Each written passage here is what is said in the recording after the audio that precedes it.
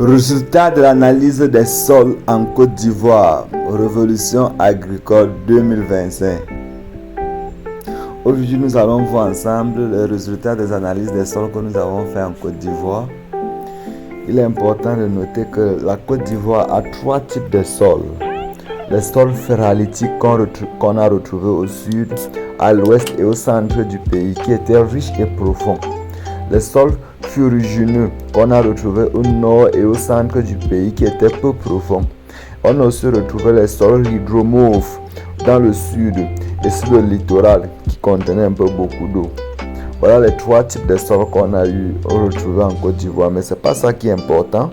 Ce qui est important pour l'agriculteur, c'est de savoir la structure de ces sols, la porosité, la perméabilité, la rétention d'eau, la fertilité, la stabilité des agrégats, le pH, l'humidité, l'échange des ions et la teneur en sable et l'argile.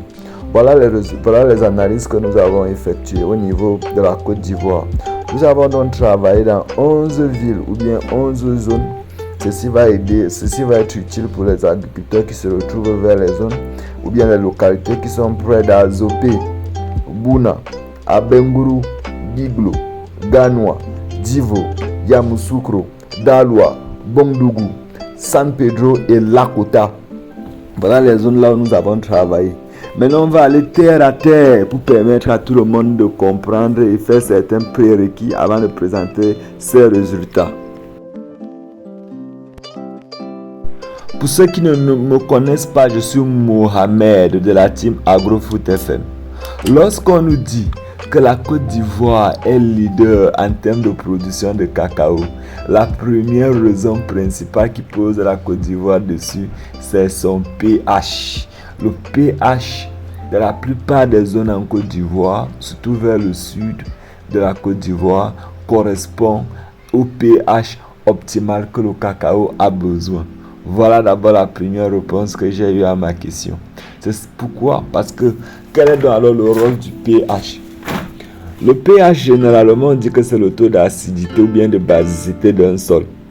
Mais de façon terre à terre, c'est le pH qui permet de rendre les nutriments qui sont dans le sol disponibles pour la plante. Lorsqu'une plante trouve un pH qu'elle a besoin, qui a les nutriments, elle le prend facilement. Et lorsque ce n'est pas le même pH, elle ne va pas vite le prendre. C'est comme ça. L'autre chose aussi, l'autre aspect, c'est la rétention d'eau. Un bon sol doit retenir de l'eau. Retenir l'eau, ça veut dire lorsqu'on fait par exemple un test de porosité, dans lequel on creuse un sol à une profondeur de maximum 20 cm et on met de l'eau. La rapidité avec laquelle l'eau va disparaître va nous permettre de voir si c'est un bon sol ou pas. Un bon sol doit avoir cette capacité de retenir l'eau. Et la majorité des sols en Côte d'Ivoire ont cette capacité de retenir l'eau. L'autre aspect, c'est la structure du sol. La structure, c'est juste la composition des agrégats. Comment est-ce que les différentes particules qui forment notre sol, est-ce qu'il y a les pores, est-ce qu'il y a les vides? Et la majorité des places, on a retrouvé des sols qui étaient vraiment appréciés.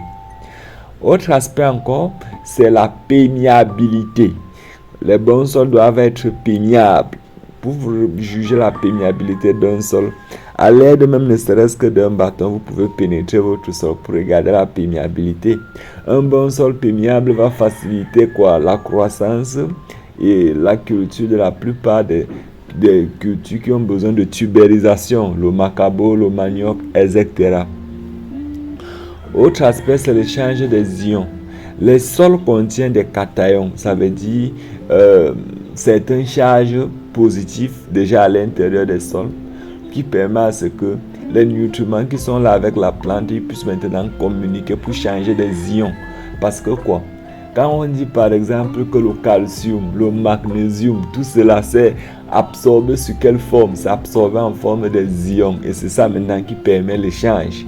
Et on a constaté que la Côte d'Ivoire a une bénédiction, ça veut dire que les charges facilitent la libération et la circulation de la plupart de ces nutriments qu'on va appeler les ions. Autre aspect, c'est la teneur en sable et argile. La teneur en sable et argile qu'on a trouvé, on a trouvé la plus majorité des sols sableux argileux. C'est ça qui est très bien. Lorsqu'on était petit, on jouait souvent avec le sable, on essayait souvent de former des boules. On ne réussissait pas à former la boule dans un sol qui était à plus de 75% de sable. Ça veut donc dire qu'un sol qui est tellement trop sableux ne va pas retenir l'eau. C'est comme ça que ça ne va pas retenir les nutriments. C'est comme ça que ça ne va pas permettre la rétention des nutriments. Mais lorsque le sol est alors lorsqu'un sol est tellement argileux, ça veut dire que ce sol alors lui va retenir tellement de l'eau, mais il ne va pas faire passer l'eau.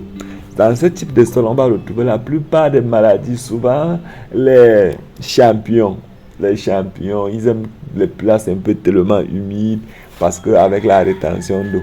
Mais la bonne nouvelle est que nous avons des sols sableux, argileux en Côte d'Ivoire. Cette tendance d'avoir les sols sableux, argileux permet la rétention d'eau à un certain niveau et la libération de façon progressive. Si on peut donc dire, est-ce que les sols de la Côte d'Ivoire sont fertiles? On va dire oui, pour la plupart. Puisqu'on a dit que la Côte d'Ivoire a 3 types de sols, c'est aussi important de le noter. Les sols ferritiques, ça veut dire des sols qui contiennent beaucoup plus de fer. C'est ça qui tend à donner la coloration qu'on a souvent quand on regarde les colorations qui partent un peu vers les couleurs rouges qu'on retrouve vers le sud, à l'ouest et au centre de la Côte d'Ivoire. Ces sols sont riches et profonds. Maintenant, qu'est-ce qui se passe qu'on devrait maintenant noter?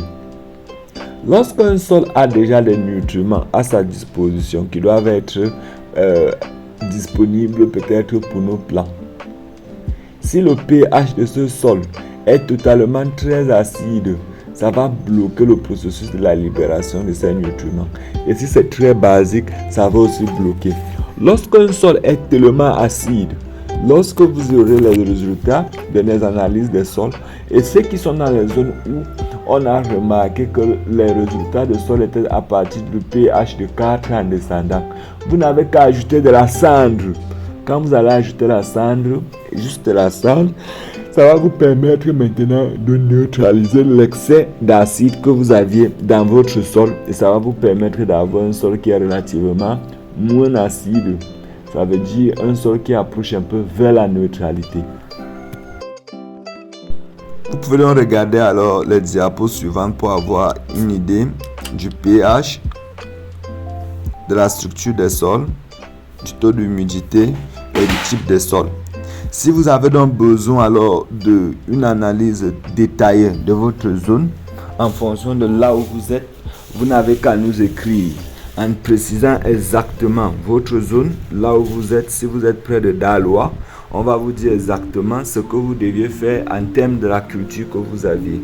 C'était un peu ça qu'on aimerait présenter avec vous. Nous vous remercions de nous accompagner et nous sommes totalement heureux que vous soyez nombreux aujourd'hui. C'est un plaisir pour moi de présenter une partie de cette analyse de sol. Le document complet sera disponible bientôt. Mais déjà, si vous avez besoin d'analyser votre sol, quel qu'en soit l'endroit là où vous vous trouvez, vous pouvez nous contacter AgroFood FM. Nous sommes aussi disponibles pour des accompagnements, pour des conseils, des consultations, des formations et aussi dans le montage des projets. C'est dans tous ces domaines que nous intervenons. Rejoignez notre groupe Révolution Agricole 2025 et ensemble cultivons et nourrissons le monde.